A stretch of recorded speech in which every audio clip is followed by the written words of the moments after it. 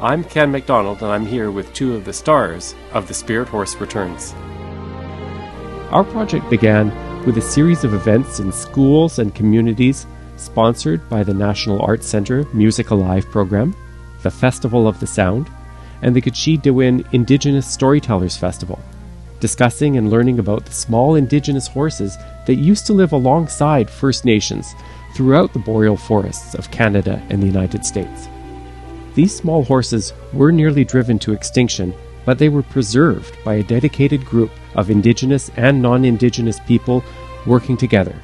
And that's been our inspiration as a diverse group of artists coming together to share stories in The Spirit Horse Returns.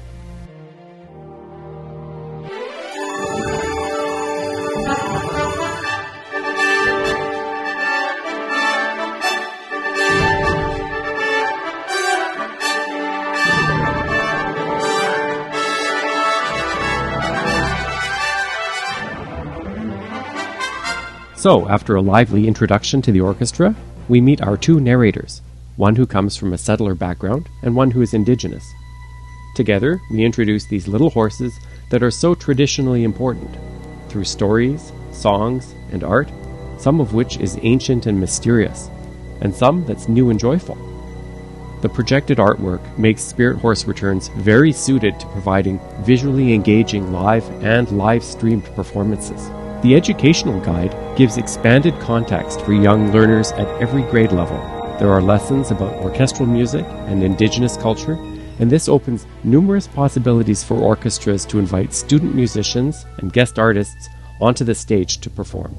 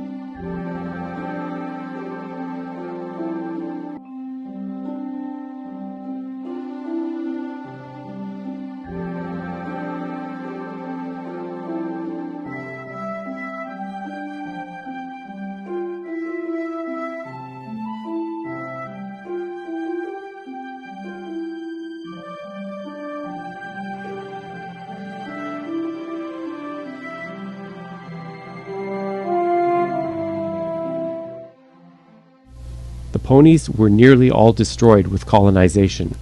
We tell these stories through the eyes of the horses, and we are providing an age-appropriate introduction to these themes. Our creative team includes survivors, intergenerational survivors, and people who work directly with children and trauma. We've placed suggestions in the study guide and the show itself about how to deal with the difficult emotions that you can feel when you hear these stories.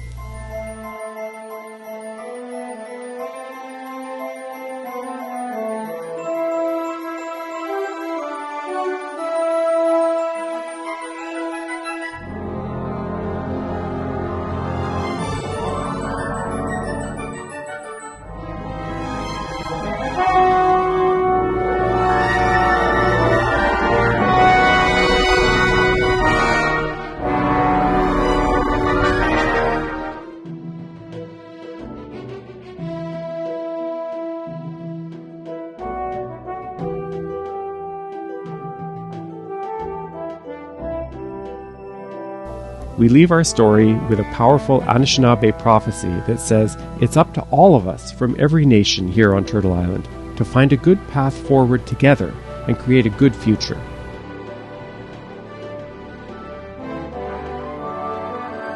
Making space for these small horses which are so important traditionally and spiritually to Indigenous people, is a beautiful example of that vision.